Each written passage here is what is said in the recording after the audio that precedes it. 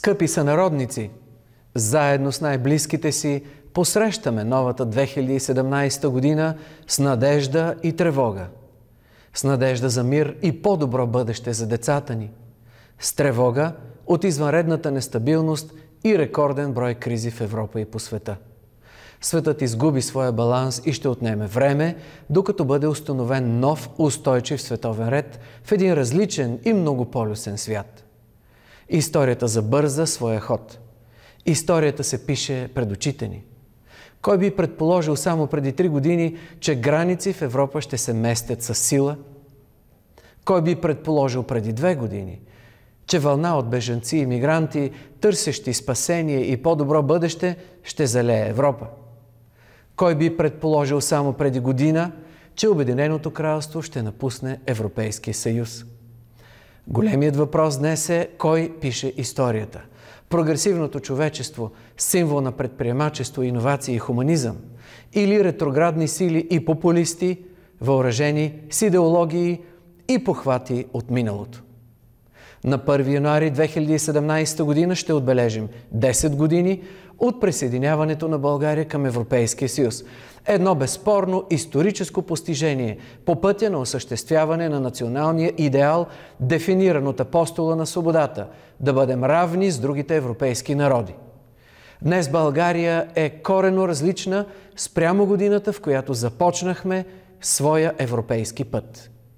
От тогава до сега нашият брутен национален продукт се утрои. Парите за образование, за пенсии и социални политики също са 3 пъти повече. Инвестициите в инфраструктура и енергийна ефективност, в екология и земеделие, в иновации и предприемачество се умножиха многократно.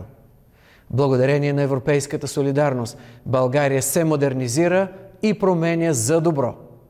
Никога досега българите не са били толкова свободни и интегрирани с демократична Европа.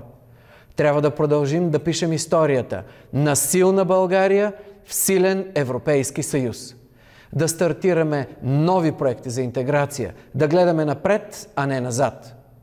Копнежът по минало величие или желанието за силната ръка на лидер, който ще ни донесе просперитет, не са решени.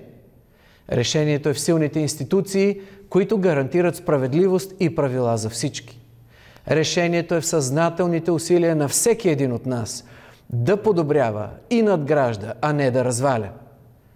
Без усилие и посветен труд от всеки, без любов и уважение към ближния, без върховенство на правото, националният идеал за чиста и свята република няма как да бъде постигнат. Днес България е надежден съюзник в НАТО, доверен партньор в Европейския съюз, добър съсед и приятел с всички в региона. Нашата визия е за историческата трансформация на България и Балканите от поле на интереси на велики сили към интегрална част от обединена Европа. През изминалата година България получи голямо международно признание за балансираната и принципна външна политика, която водим. Посрещнахме президентите на 10 държави членки от Европейския съюз, с които заедно търсихме решения за бъдещето на Балканите и Европа. Имахме изключително успешно председателство на процеса за сътрудничество в Югоизточна Европа, като зададохме свързаността, сигурността и намирането на общо решение на миграционната криза като основни приоритети на Балканите. България приключи успешно и своето председателство на Комитета на министрите на Съвета на Европа. Никога досега България не е търгувала толкова много с Балканите и Европейския съюз. Никога досега броя на туристите не е бил толкова голям. Никога досега толкова много държавни и правителствени ръководители не са посещавали страната ни в рамките на 1 година. Никога досега не сме били толкова свързани, интегрирани, с обща перспектива и общ хоризонт за демократично развитие. Осъзнаваме, че кризите, независимо дали е миграция, тероризъм, финансова или друга, минават отвъд нашите граници и само заедно можем да противостоим. Само заедно можем да гарантираме своята сигурност и енергийна независимост. Само заедно представляваме и пазар достатъчно голям за стратегически инвеститори и фабрики на бъдещето. Само заедно можем да бъдем фактор на глобалната сцена. Затова всеки, който тръгне да изолира България в тясно националните граници и работи за слаб и разделен Европейски съюз или позиционира България като нестабилен, пасивен и проблемен член в периферията на Съюза, не работи за постигането на националния идеал. Нека вървим по избрания от будителите и възрожденците път към Европа достойно, с високо вдигната глава. Скъпи сънародници, щастието и демокрацията не са крайна спирка. Те са начин на пътуване. Човешките права и свободи не се инсталират, те се спазват. Върховенството на правото се отстоява ежедневно и от всеки. Залисваме се по силни лидери и популисти. Силата обаче е нетрайна, докато мъдростта и добрината са непреходни.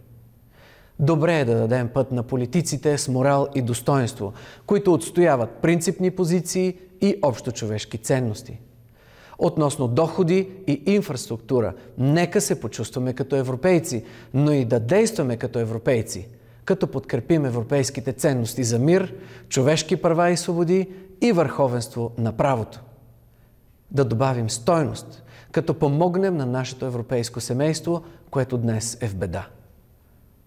Кризите са факт, но е факт също така, че нашите доходи и просперитет зависят от това какво произвеждаме, колко сме образовани и ефективни, зависят от доброто име и репутация на България и българите по света. Светлината на предстоящото българско председателство на Европейския съюз трябва да покажем най-доброто от България на Европа и света. Скъпи сънародници, коледните и новогодишните празници са време за обновление, време, в което всеки от нас се обръща към детските си мечти с упование в силата на доброто. Нека топлината на домашния уют и обичта на близките ни изпълнят с вяра да вървим напред с отворени сърца и чувство за житейска мисия. Да възродим и укрепим любовта в душите си и съхраним желанието си за справедливост.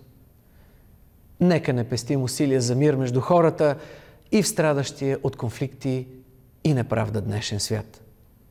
Да загърбим езика на омразата и да дадем път на разбирателството, което да се превърне в здрав мост между децата ни, за да живеят в хармония. Като добри и отговорни хора, искаме в нашето общество състраданието, съчувствието, вярата в доброто да се множат. Случилото се след трагедията в Хитрино, когато мнозина сънародници приеха чуждото страдание като свое, ни изпълва с увереност, че сме на прав път и че около нас има много достойни примери за подражание и вдъхновение. Ние българите сме народ с древна и славна история. Посрещаме и битките, и празниците заедно през вековете.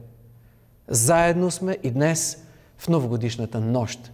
Заедно гледаме с увереност напред към по-доброто бъдеще, което сами ще изковем. Нека новата година донесе на всички българи, където и да са те по света, здраве, мир, надежда и благоденствие. Честита Нова година!